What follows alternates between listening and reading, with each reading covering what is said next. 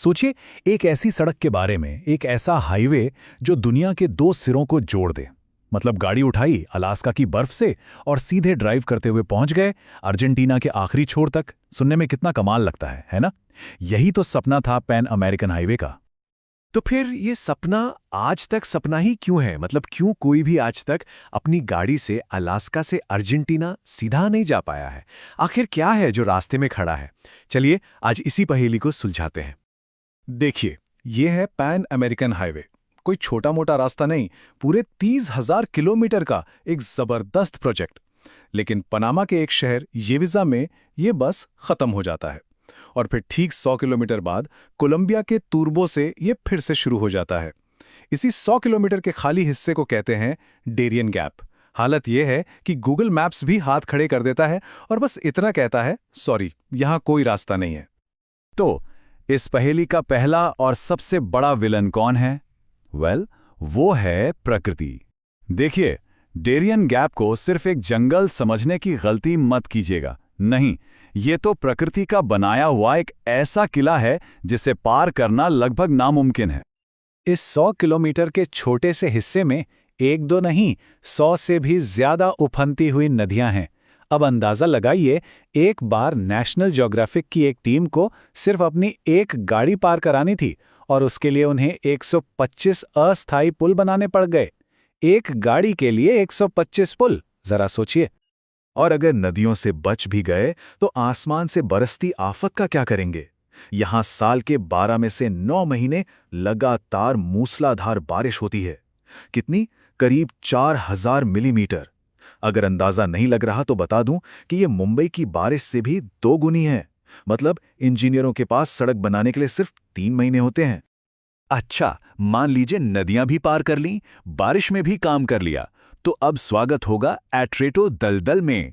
ये कोई मामूली कीचड़ नहीं है। ये इतना गहरा है कि जब इंजीनियर्स ने इसकी गहराई नापने के लिए एक कंक्रीट का भारी भरकम ड्रम इसमें गिराया तो वो सीधा 300 फीट नीचे चला गया। 300 फीट मतलब एक 30 मंजिला इमारत की ऊंचाई के बराबर। बस कीचड़ ही कीचड़।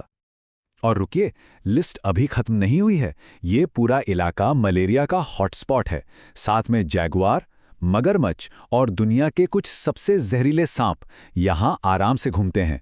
मतलब ये सच में एक ऐसी जगह है जहां हर कदम पर मौत घात लगाए बैठी है। तो ये तो हुई आज की बात। लेकिन ऐसा नहीं है कि जंगल सिर्फ आज के मॉडर्न इंजीनियर्स को परेशान कर रहा है। नहीं, इतिहास उठाकर देख लीजिए, ये जगह तो हमेशा से बड़े बड़े साम्राज्यों के लिए एक कब्रिस्तान साबित हुई है। चलिए जरा इतिहास में चलते हैं। 1698 में स्कॉटलैंड ने एक बड़ा सपना देखा था, यहां एक कॉलोनी बसाने का। नतीजा, पूरा देश दिवालिया हो गया।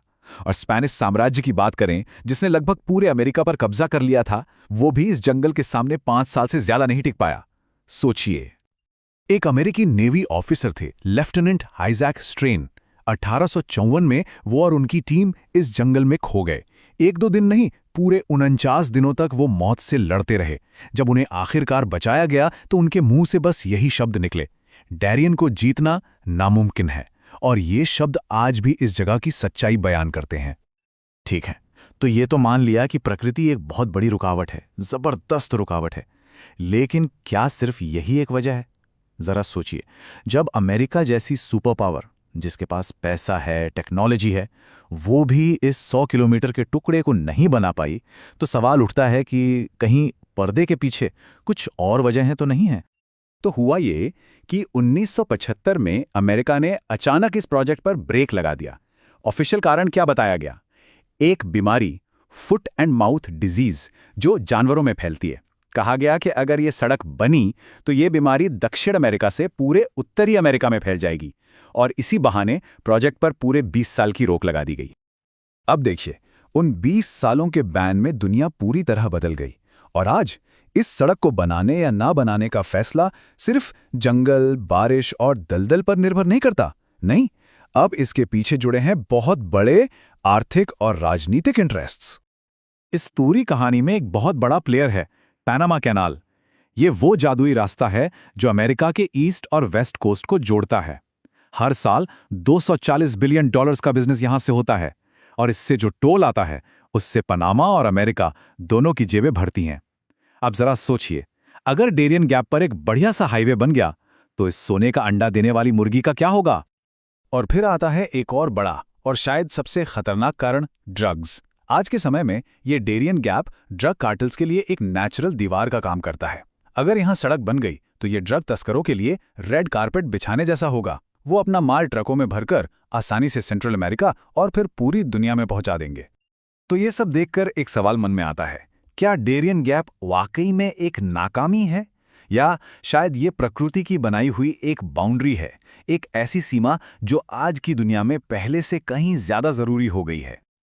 आज ये गैप सिर्फ एक जंगल नहीं है, ये एक जानलेवा माइग्रेशन रूट बन चुका है। सिर्फ 2023 में 5 लाख से ज्यादा लोगों ने एक बेहतर जिंदगी की तलाश में इस मौत के रास्ते को पैदल पार करने की कोशिश की। अब जरा एक पल के लिए सोचिए, अगर यहाँ एक चकाचक हाईवे बन गया तो ये जो माइग्रेशन का सैलाब है वो कितना बड़ा हो जाएगा। तो हम वापस उसी सवाल पर आते हैं, ये जो 100 किलोमीटर का गैप है ये क्या है? क्या ये इंसान की इंजीनियरिंग की नाकामी का सबूत है, या फिर ये प्रकृति की तरफ से खींची गई एक लक्ष्मण रेखा है, एक ऐसी जरूरी सीमा जिसे पार ना करना ही शायद हम सबके लिए बेहतर है? ये एक सोचने वाली बात है।